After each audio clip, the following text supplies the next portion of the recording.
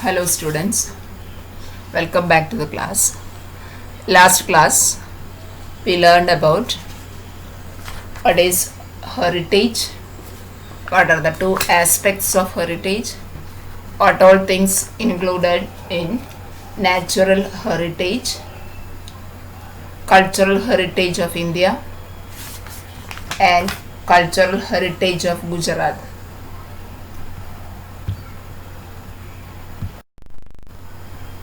In this class, we learn about the difference between natural heritage and cultural heritage.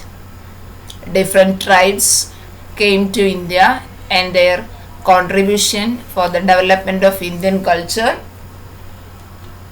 And last, how we can preserve and conserve our heritage. Now we learned the difference between natural heritage and cultural heritage. Heritage means what we get from our ancestors. Heritage is divided into two parts, natural heritage and cultural heritage. Natural heritage is the arrangement made by nature. Cultural heritage is the man-made heritage. Natural heritage is the gift of nature, but cultural heritage, it is created by our ancestors with his skill, ability, knowledge, technology, etc. Natural heritage is unique and varied, but cultural heritage is immense and makes us feel pride. Natural heritage includes mountains, forests, deserts, rivers, vegetation, etc. Cultural heritage includes man-made structures like palaces, buildings, forts, stupas, etc. These are the main difference between natural heritage and cultural heritage. Natural heritage, gift of nature, made by nature, unique and varied, includes mountains, forests, deserts, rivers, vegetation, etc. Cultural heritage is the man-made heritage created by our ancestors. It is immense and makes us feel pride. It includes man-made structures like palaces, buildings, forts, stupas. Now we learn India, land and people. Primitive men came into existence simultaneously in India and Eastern South Africa. We can see many tribes also came to India. So the remains of all tribes are found here. The Dravidians were considered to be the most ancient people of India.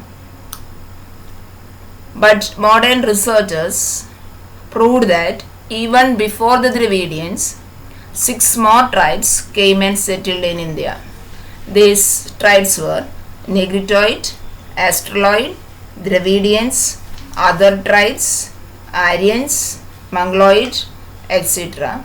These are the 6 tribes came and settled in India. Now we learn in detail about each tribes. First one, Negritoid. Negritoid people, otherwise known as Hapsi people. Some historians, they believed that the Negritoid or Negroes are the most ancient inhabitants of India. They came to Africa via Balochistan to India. Their physical features were dark complexion, short structure, 4 to 5 height and curly hair. These are the physical features. These were the physical features of Hapsi people. The other name of Negritoid is Hapsi people. They are the most ancient inhabitants of India and their physical features were black, height is 4 to 5 and their hair is curly. Second is Australoid. The other name of Australoid people are Nishad people. They came from Southeast Asia. Their physical features were black skin with a broad head, flat nose, short in height, etc. The Aryans who came later called them as Nishad people. Their descendants are the Kol, Munda, Khasi tribes of Assam, the tribes of Nicobar and Myanmar. They have similarities to the Australoids. They make clay utensils and they wore cotton cloth. They had great religious beliefs also. So the second tribe was Australoid. The other name of Australoids was Nishad, given by the Aryans who came later to India. Their descendants were the Kol, the Munda, the Khasi tribes in Assam, the tribes of Myanmar and Nicobar. All these tribes have some similarities with the Australoids. Their physical features were dark complexion, broad head, flat nose and short in height.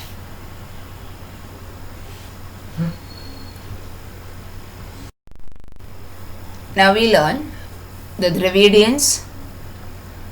Originally, Dravidians belonged to India.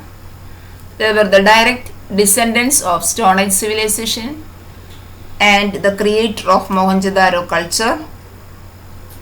Dravidians gave the concept of mother as a goddess and father as a god.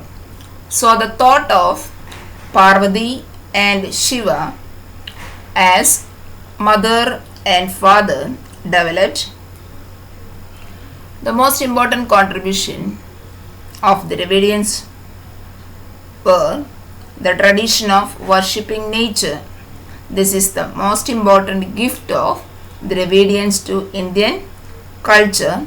They worship with Dhoop, Deep and Aarti. They also worship animals. The Aryan culture was deeply internalized by the Dravidians.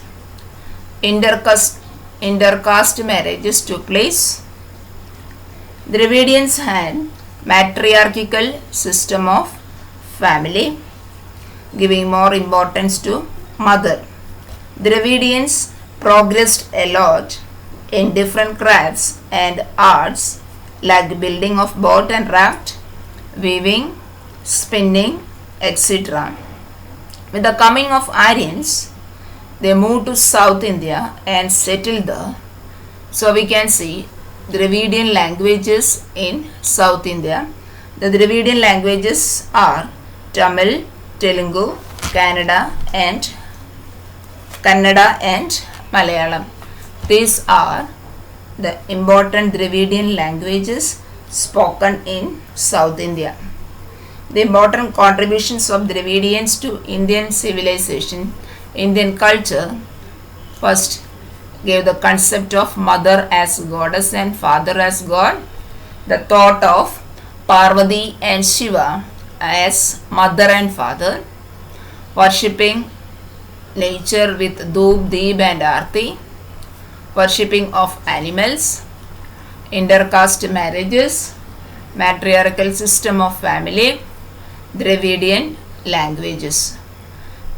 These are the important contributions of Dravidians to Indian culture.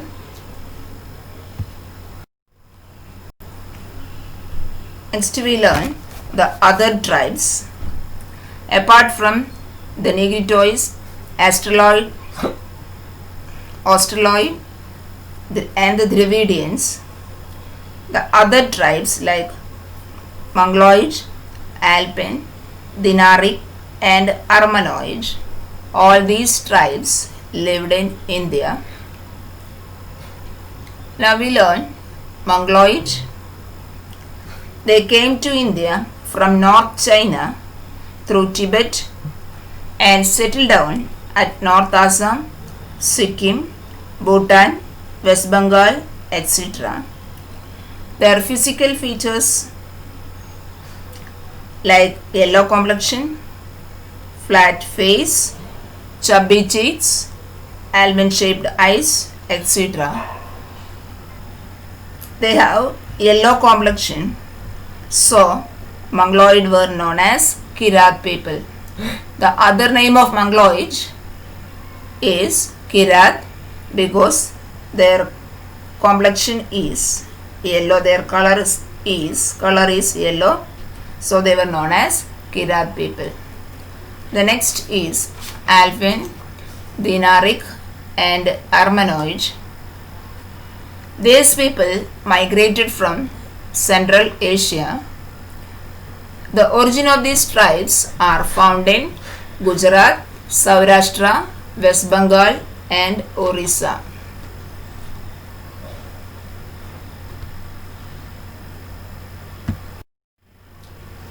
Now we learn the Aryans.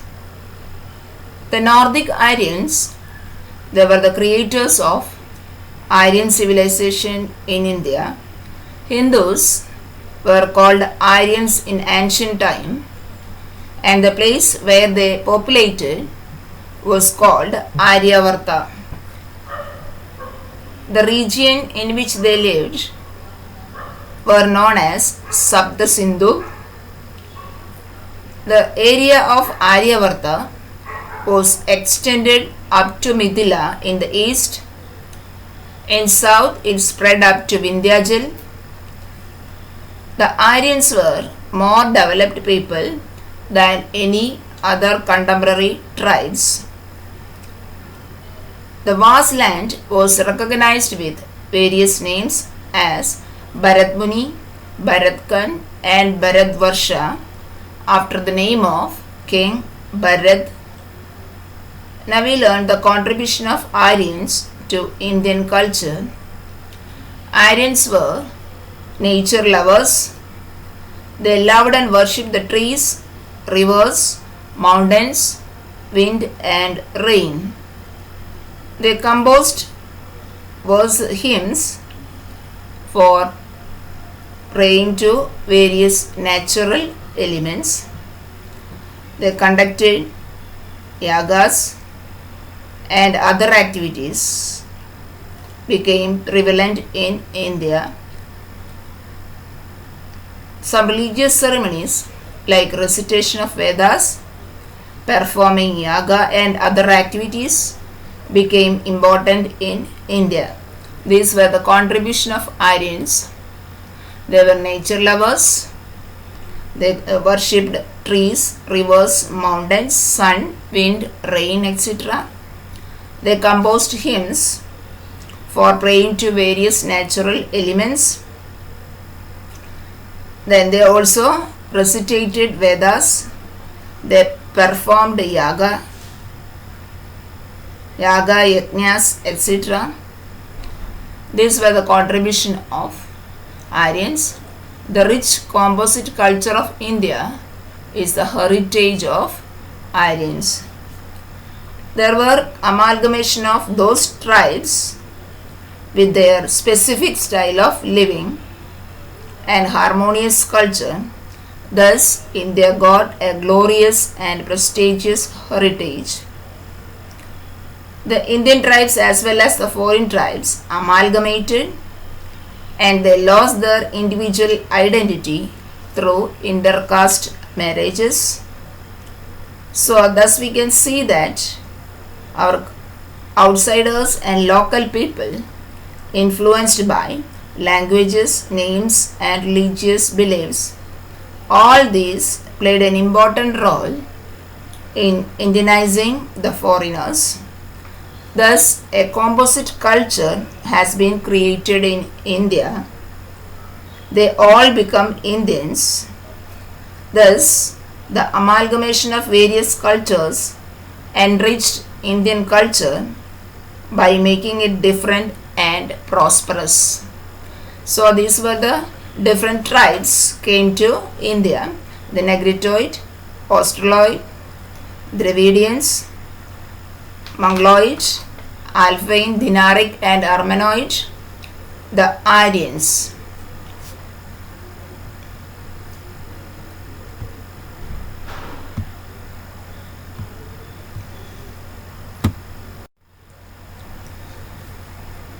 Now we learn the preservation and conservation of heritage. Why we have to preserve our heritage? We have to preserve our heritage because heritage brought glory to the nation. India got an important place in the world because of her rich heritage. So it is the duty of every citizen to see that nobody harms the ancient memorials, and we have to preserve places of historical importance. Because of this reason, we have to preserve and conserve heritage. Heritage is the identity of the nation and the people. It brought glory to the nation. Because of our heritage, India got a prominent place in the world. So we have to conserve this our precious heritage. In our constitution, the fundamental duties of Indian citizens are mentioned in Article 51A. In that Article 51A, 6, 7 and 9 describes the duties for preservation of our cultural heritage. First one, to understand the importance of harmonious culture, prosperity, and to preserve it.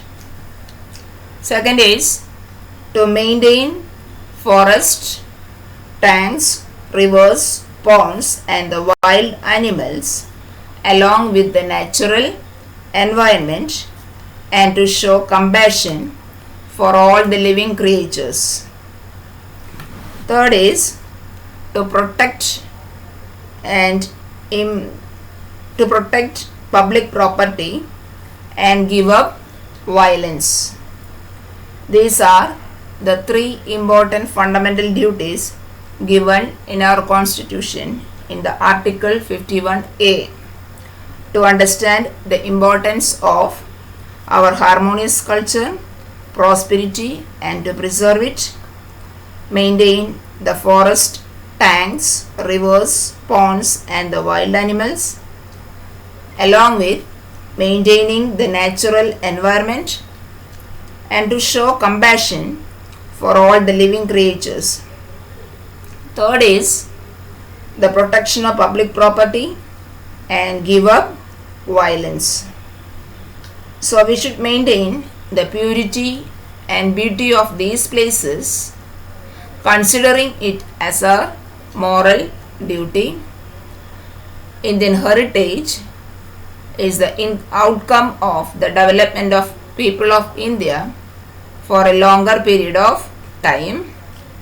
India achieved invaluable opportunities in the field for gradual development because of India's peculiar natural structure.